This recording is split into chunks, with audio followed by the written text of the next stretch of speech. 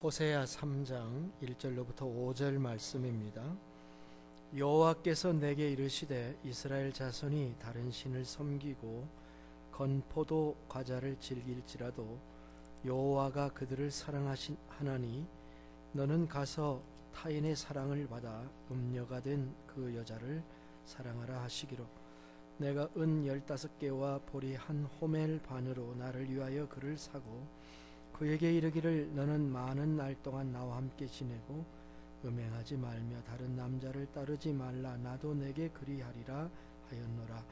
이스라엘 자손들이 많은 날 동안 왕도 없고 지도자도 없고 제사도 없고 주상도 없고 에봇도 없고 드라빔도 없이 지내다가 그 후에 이스라엘 자손이 돌아와서 그들의 하나님 여호와와 그들의 왕 다윗을 찾고 마지막 날에는 여호와를 경외함으로 여호와와 그의 은총으로 나아가리라. 아멘.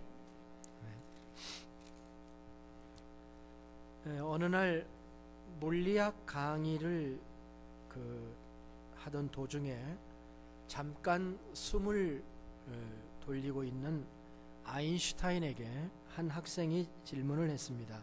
박사님은 모든 물체 사이에 작용하는 상대성 원리도 발견하시고 수식화하셨습니다. 그렇다면 사람들 사이에 오가는 사랑도 방정식으로 표현할 수 있습니까? 이렇게 질문을 받았습니다. 잠깐 생각하던 아인슈타인은 다음과 같은 사랑 방정식을 만들어냈다고 합니다. 러브는 두 개의 사각형과 두 개의 삼각형과 두 개의 동그라미와 두 개의 V와 플러스 8 그렇게 러브 방정식을 만들어 냈다고 합니다. 그러면서 덧붙이기를 가지 않으면 안 될 길을 마지못해서 떠나가며 못내 아쉬워 뒤돌아보는 그 마음, 갈 수 없는 길인데도 따라가지 않을 수 없는 간절한 마음, 그 마음이 바로 사랑이다. 아인슈타인의 사랑에 관한 재치 있는 그런 수식은 사랑의 감성적인 면모를 나타낸 것입니다. 사실 사랑을 수식할 수는 없죠. 우리는 지난 2장에서 장가들기 원하시는 하나님이라는 말씀을 통해서 하나님의 마음, 사랑을 공부하였습니다. 찾아와 타이르시고 장소를 옮겨가면서 관계를 다시 설정하시는 하나님의 모습을 보았습니다. 그리고 장가들기 원한다고 말씀하셨습니다. 이거는 하나님의 사랑의 깊이를 표현해주는 최고의 표현입니다. 하나님이 자기 백성의 사랑이 인간 사랑의 최고인 결혼에 비교한 거죠. 하나님의 사랑을. 물론 당장 현실은 하나님의 백성이 하나님을 그렇게 사랑할 만한 수준은 아니지만 하나님이 앞으로 이런 사랑을 만들어 가겠다고 하는 의지의 표현을 하신 거예요. 그리고 거듭 그것을 말씀하신 것입니다. 현실은 암담한 지경입니다. 그러나 하나님은 포기하지 않으시고 먼 장래의 일을 말씀하셨습니다. 오늘 말씀도 마찬가지 말씀입니다. 하나님의 사랑의 계획이 담겨져 있는 말씀이에요. 당장은 좀 암담해 보이지만 하나님은 이 사랑을 해가실 것입니다. 이것이 하나님의 사랑의 힘입니다. 오늘 또 하나님은 호세아와 고멜의 사랑의 관계를 통해서 이 사랑에 대한 말씀을 하십니다. 하나님의 사랑의 방정식, 과연 하나님은 자기 백성을 어떻게 사랑하시는가에 관한 말씀을 함께 나누려고 합니다. 첫째는 멈출 수 없는 사랑을 하나님은 하신다는 거죠. 하나님의 문제점은 뭐냐면은 자기 백성을 사랑한다는 게 하나님의 문제입니다. 좀 이상해요? 사랑하는 사람이 지는 거예요, 원래. 사랑하는 사람이 지는 겁니다.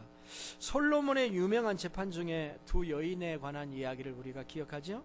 한 여인은 아이를 둘로 갈라서라도 나누자고 그랬고, 한 여인은 자기의 모든 권리를 포기하고 그 아이를 상대방 여인에게 주라고 하였던 것은 무슨 의미인가요?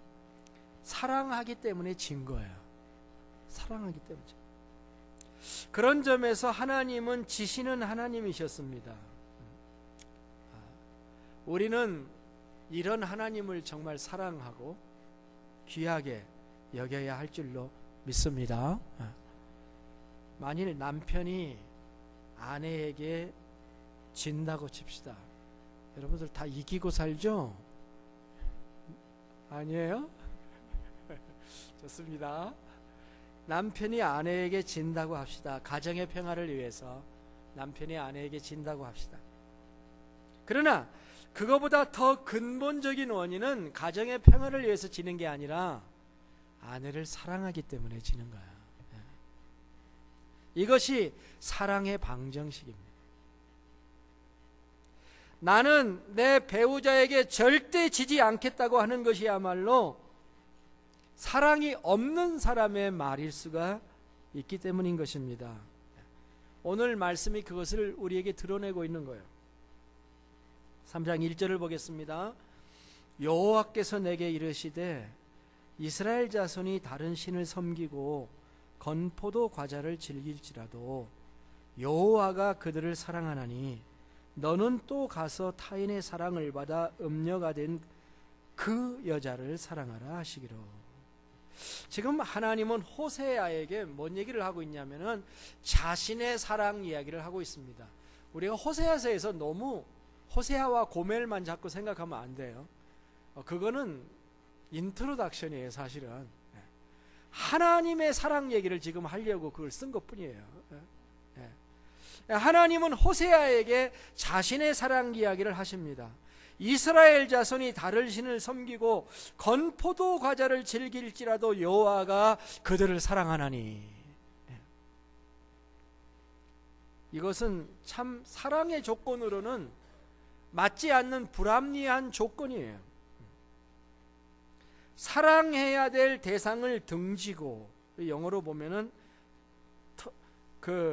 they turn to other gods 그랬어요. turn 했다는 거예요.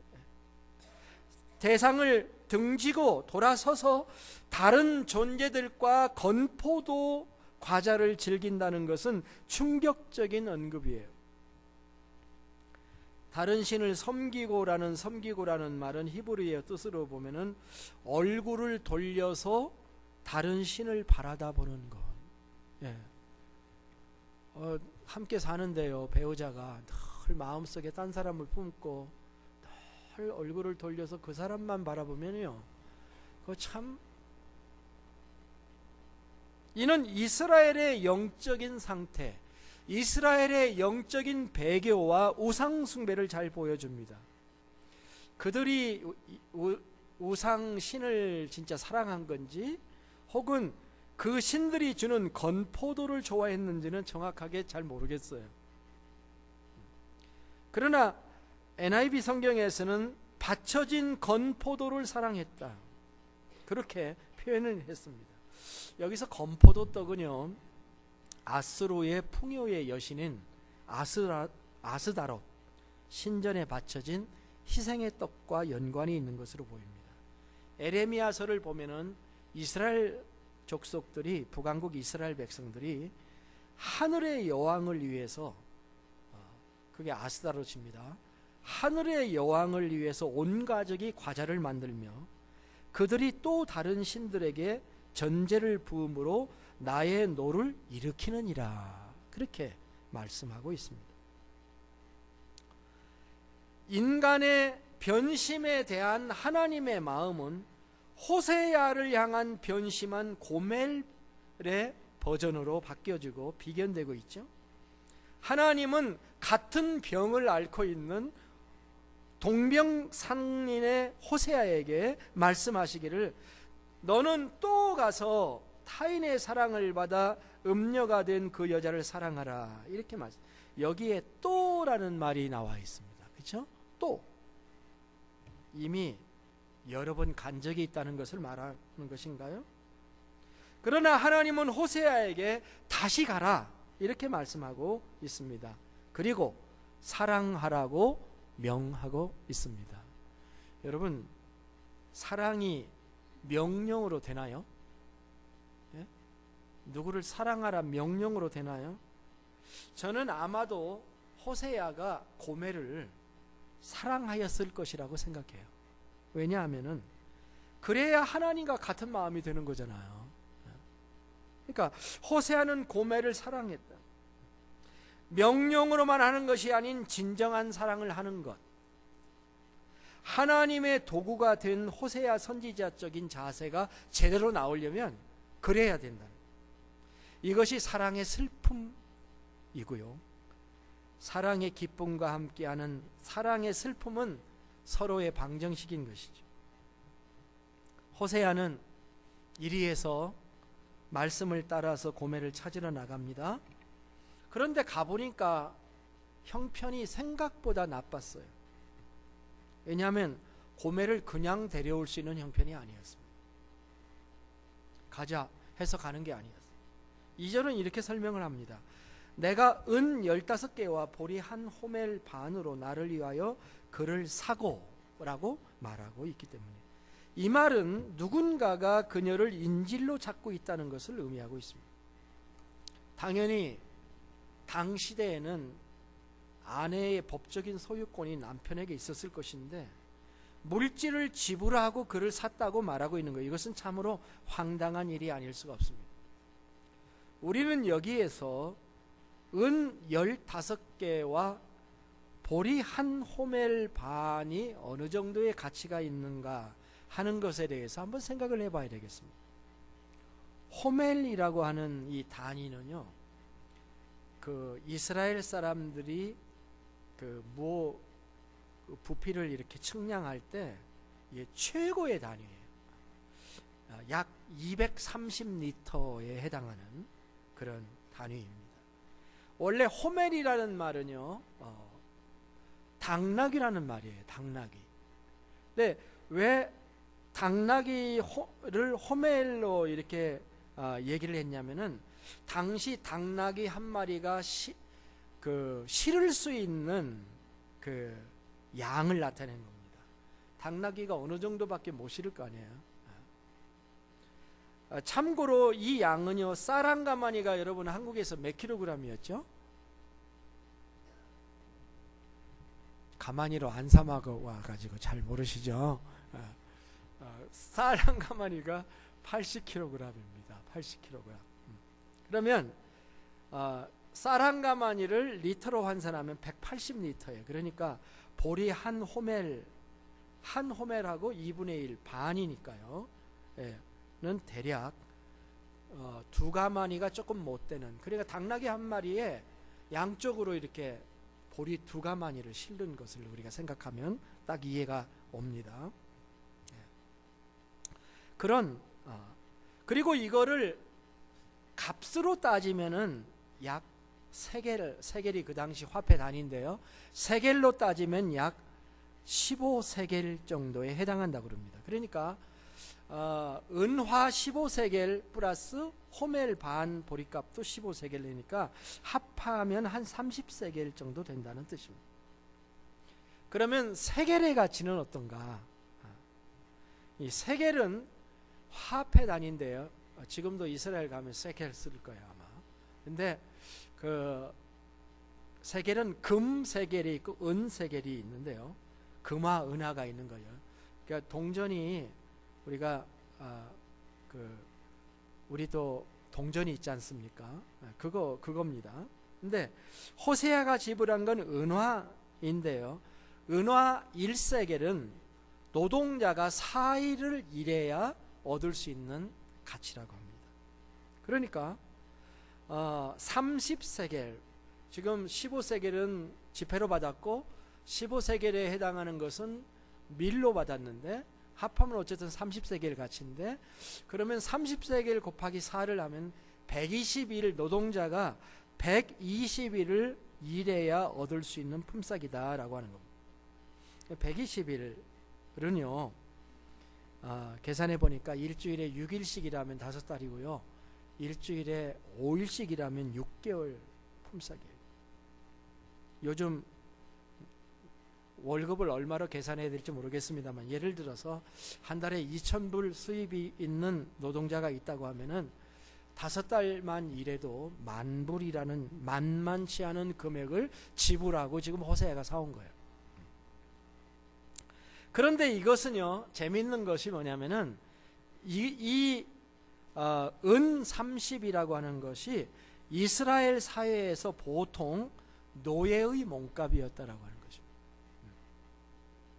우리는 신약 성경에서도 이것을 볼 수 있죠. 누구에게서 볼 수 있습니까? 가룟 유다가 받은 돈이 은 30이에요. 이것을 통해서 하나님께서는 우리를 향하신 당신의 사랑을 확증시켜 주신 거죠. 자신을 희생시키면서 손해보시면서 우리를 사랑하신 거죠. 그게 하나님의 헤세드의 사랑이고 아가페의 사랑입니다. 자, 이거는 다른 말로 하면은 구속을 받은 것이다 라고 하는 거예요. 지금 호세아가 가서 자기 아내를 구속해 온 거예요. 구속이라고 하는 말은, 우리 한국말은 구속하면은 감옥에다 구속시켰다, 그런 구속이 아니고, 이 구자는 구원할 구자, 속자는 속전의 속자가 합쳐진 거예요. 영어로는 리뎀션이라고 얘기를 하죠. 그 리뎀션의 리라고 하는 말은 다시라는 말이고, 뎀션이라고 하는 말은 사들였다, 다시 사들였다라고 하는 말입니다. 그러니까 원래는 자기의 것이었는데 다시 사들이는 것을 구속이라 그렇게 표현을 한 것입니다. 호세아는 본래 고멜이 자기의 아내임에도 불구하고 이 사람은 내 아내이니까 내가 데려가야 되겠다라고 하지 못했습니다. 왜냐하면 고멜이 빚을 졌기 때문에 그렇습니다. 자기가 남편이라도 돈을 내고 가져가라고 하는 거죠. 그래서 호세아는 은 15개와 보리 한 호멜 반을 주고 고멜을 삽니다. 호세아는 본래 고멜이 자기 아내였었는데 그것을 돈을 주고 다시 샀습니다. 이것이 구속인 거예요. 이것이 하나님이 우리를 구속한 구속과 정확하게 일치를 합니다. 우리는 왜 하나님의 것이었습니까? 하나님이 창조했기 때문에 우리는 하나님의 것입니다. 그러나 타락한 인간의 범죄로 말미암아 이 세상에 사망이 왔습니다.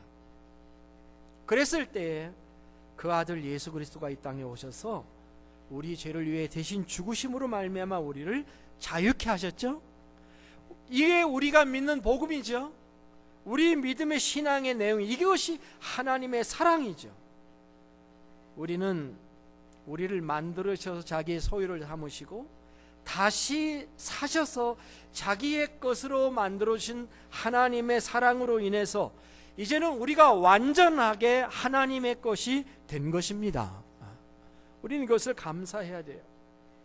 우리는 그의 소유된 백성이고 우리는 그의 신부가 되었다라고 하는 것입니다. 가에타노 도니체티라고 하는 그 사람이 오페라를 초연했습니다. 펠리체 로마나라고 하는 사람이 쓴 대본을 바탕으로 해서 작곡한 2막짜리 오페라가 있습니다. 1832년 5월 12일 날 밀라노의 카노비아나 극장에서 초연한 작품이에요. 이 작품의 이름이 뭐냐면 사랑의 묘약이라는 작품입니다. 도니체티는 이 작품을 단 2주에 썼다고 합니다. 2막에서 나오는 그 작품의 유명한 게 그 2막에서 나오는 그 네모리노, 이 주인공인데 네모리노가 부르는 아리아가 있는데요. 남몰래 흐르는 눈물이라는 곡이 아주 유명합니다. 내용은 이렇습니다. 주인공인 스페인의 바스크 지방에 사는 시골의 젊은 농부 네모리노라고 하는 사람은 이 남자는 사랑을 했는데 공교롭게도 누구를 사랑했냐면 지주의 딸을 사랑을 했어요. 예. 그는 지주의 딸에게 사랑 고백을 하지만 이 저 종이 지주의 딸에게 사랑 고백하면 이게 먹혀들겠어요? 예. 이렇게 먹혀들지 않죠. 고민을 하다가 그는 자신의 사랑을 이루기 위해서 약장수 둘키마라라고 하는 약장수한테서 이거를 먹으면 사랑을 이룰 수 있다고 하는 사랑의 묘약을 돈 주고 사요. 그래가지고 사랑의 묘약을 먹었는데 어떻게 됐겠어요? 이게 가짜였습니다. 이 사랑의 묘약이 그 포도주로 만든 가짜 묘약이었어요. 그래가지고 그것을 먹었더니 술에 취해가지고 그래서 기분만 좋아져서 노래 부르다가 끝났어요. 그러던 어느 날 그 사람한테서 또 다른 사랑의 묘약을 하나 또 구합니다. 물론 이 오페라에서 이 두 번째 사랑의 묘약이 사랑의 문제를 해결했을까요? 물론 아니죠. 자신을 위해 그 사람을 그 여인을 사랑했는데 사랑을 이루기 위해서 자신이 군대 지원을 해요. 돈을 벌어가지고 어떻게 하겠다. 그런데 군대에 지원했다는 얘기를 들은 그 여인이 사랑의 진실성을 알고 이 사람에게 찾아와가지고 두 사람은 행복한 결말을 맞이한다. 이것이 이제 줄거리예요. 자, 과연 호세아는 고멜을 데리고 왔는데요, 사랑에 성공했을까요? 고멜을 데려오기만 하면 그녀는 감격하고 호세아와의 사랑에 빠졌을까요? 멈추지 않는 사랑, 구속하시는 사랑 앞에 고멜은 어떤 반응을 보였는지 알 수가 없습니다. 본문에 아무 말도 없기 때문에. 그러나 단서가 있어요. 단서. 그 단서는 호세아가 고멜에게 한 말이에요. 3절 4절을 읽어보겠습니다.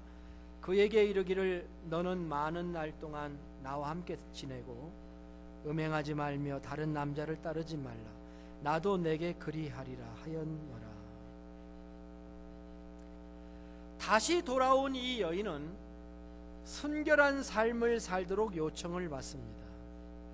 성경 주석이 여러 종류인데요, 호크마 성경 주석은 이렇게 번역을 특별하게 했습니다. 그것은 이 여인은 다른 남자뿐만이 아니라 남편과의 성적인 교제도 금지되었다라고 봐요. 함께 지내고라는 말은 단순하게 산다는 의미가 아니라 조용히 혼자 앉아있는 것을 의미하는 것이다.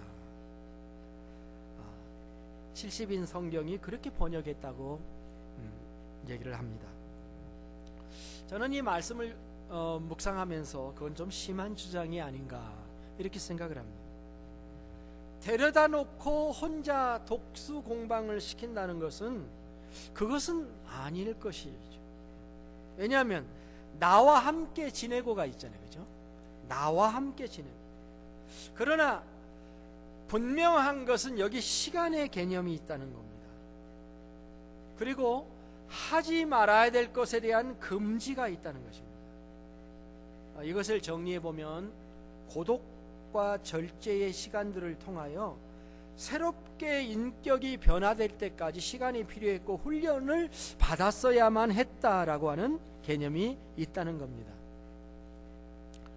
주보에 제가 사랑의 묘약은 무엇일까요? 하고 칸을 비워놨습니다. 답이 뭔 것 같습니까?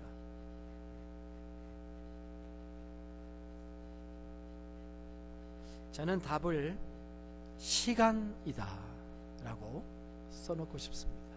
시간. 3절에서 가장 중요한 단어가 많은 날 동안이라고 저는 봅니다. 시간. 우리가 함께 살다 보면은요, 결혼하기 전에는 막 따져도요, 결혼하고 난 다음에는 눈을 감고 살으라고 그러잖아요. 함께 시간을 공유하며 살다 보면 서로 닮게 되어 있고 이해하게 되어 있는 것 같이 그렇습니다. 많은 날 동안 고멜 같은 하나님의 백성들은 광야의 훈련 같은 훈련을 받아야 했습니다. 그게 4절이에요. 4절에서 하나님은 갑자기 고멜에게서 이스라엘로 주제를 바꿔놓습니다. 자, 4절 한번 같이 읽어볼까요? 이스라엘 자손들이 많은 날 동안 왕도 없고 지도자도 없고 제사도 없고 주상도 없고 에봇도 없고 드라빔도 없이 지내다가, 없고 없는 게 왜 이렇게 많아요? 그런데 여기서 주목해야 될 중심 단어가 많은 날 동안이라는 말이에요. 자, 3절에서도 고멜에게 한 말이 뭡니까? 많은 날 동안이라는 말이 있었고 4절에도 많은 날 동안이라는 말이 있습니다. 반복하고 있죠? 서로 비교가 되는 내용입니다. 왕도 없이 지도자 없이 산다고 하는 건 뭐예요? 다른 민족의 종이 된다는 거죠. 더구나 제사도 주상도 에봇도 심지어는 드라빔까지 없다는 말은 무슨 말인가요? 모든 종교생활, 신앙생활을 할 수 없다는 것이죠. 그것이 많은 날 동안이라는 말은 짧지 않은 기간 동안 나라가 멸망해서 오랫동안 예배가 폐해지는 그런 시간이 온다라고 하는 말이에요. 이 시간이야말로 하나님의 훈련 기간이었습니다. 시간이라는 묘약을 통해 하나님이 연단시키시는 기간을 말하는 것입니다. 이 기간에 하나님의 백성들은 자신들이 전해드렸던 예배와 모든 것이 얼마나 행복한 일이었었던 것인가 하는 것을 알게 되는 기간입니다. 자기의 죄를 자백하고 회개하는 기간이기도 합니다. 그리고 이 연단의 분량이 차면 하나님의 다른 시간이 옵니다. 그것이 마지막으로 완성하시는 하나님의 사랑의 시간이 오는데요, 그게 3장 5절에 잘 설명되어 있습니다. 그 후에라는 말이에요. 그 후에 이스라엘 자손이 돌아와서 그들의 하나님 여호와와 그들의 왕 다윗을 찾고 마지막 날에는 여호와를 경외함으로 여호와와 그의 은총으로 나아가게 되리라. 여기 두 가지 시간이 언급됩니다. 하나는 그 후에가 있고요, 또 하나는 마지막 날에가 있습니다. 그리고 이 두 가지 시간에는 간격이 있습니다. 그 후에는 바로 4절 이후죠. 없고 한 그 이유입니다. 그 4절 이유는 뭡니까? 모든 연단을 마친 후에 포로 생활을 마치고 고국에 돌아오는 시기를 말하는 것입니다.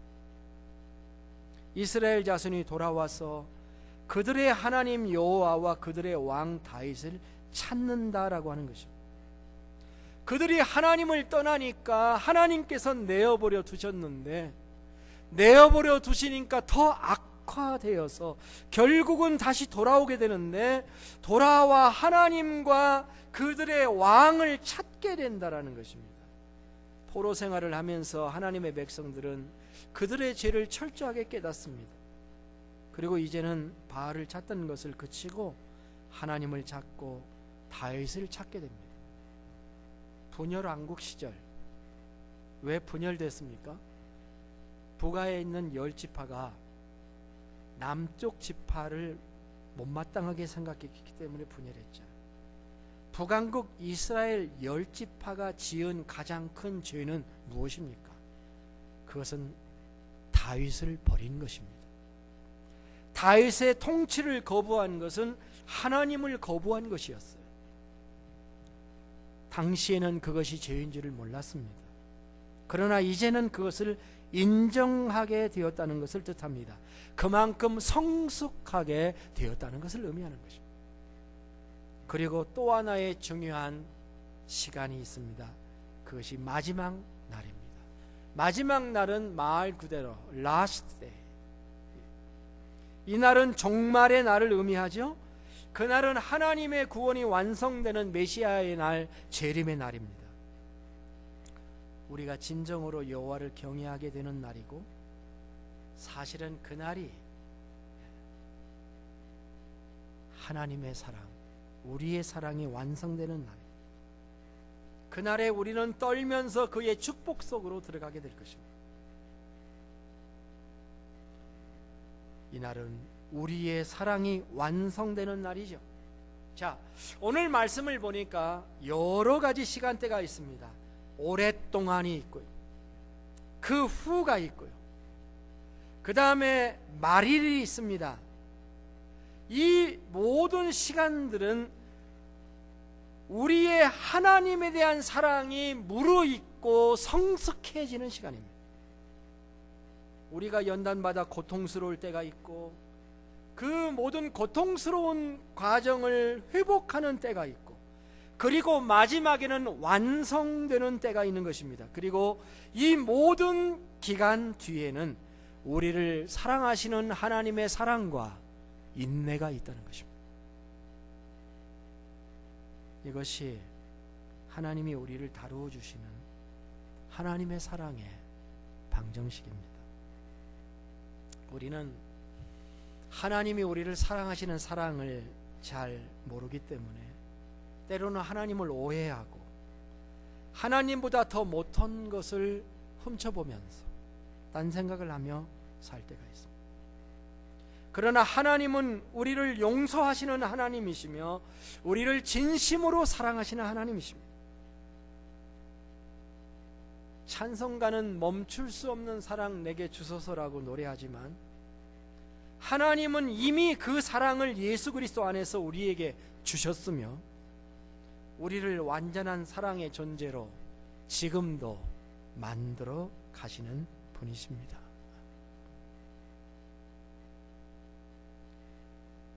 하나님의 사랑의 나라, 하나님의 나라는 사랑의 나라인데요, 그 사랑의 나라는 하나님이 일방적으로 우리를 사랑하시는 사랑의 나라가 아니고, 이제는 우리가 하나님을 진정으로 사랑하여서 하나님만 바라보고 섬기는 나라가 될 줄로 믿습니다.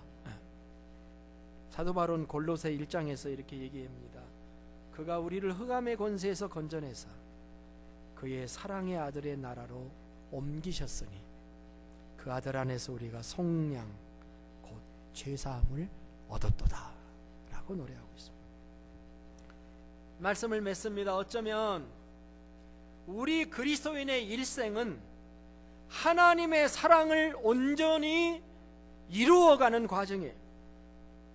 하나님을 온전히 사랑해가는 과정이에요.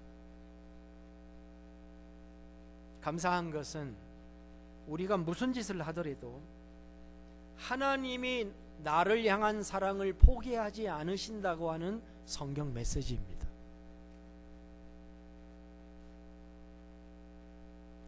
그러나 사랑의 묘약은 시간에 있다고 했습니다. 우리의 어리석음의 정도만큼 시간이라는 묘약이 작용할 것이지만 우리는 결국 승리하고 완전한 하나님의 사랑에 올인하게 되어지는 그날이 올 줄로 믿습니다. 빨리 와야죠. 그만큼 행복한 거예요.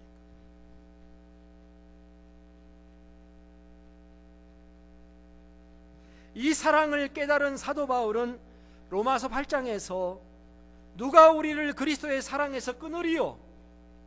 환난이나 곤고나 박해나 기근이나 적신이나 위험이나 칼이랴. 기록된 바 우리가 종일 주를 위하여 죽임을 당하게 되며 도살을 당할 양같이 여김을 받았나이다 함과 같으니라. 그러나 이 모든 일에 우리를 사랑하시는 이로 말미암아 우리가 넉넉히 이기느니라 고백하였습니다.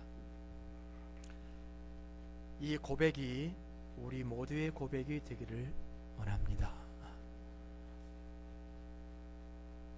보다 빠른 시간에 주님을 더욱 사랑하기를 축복합니다.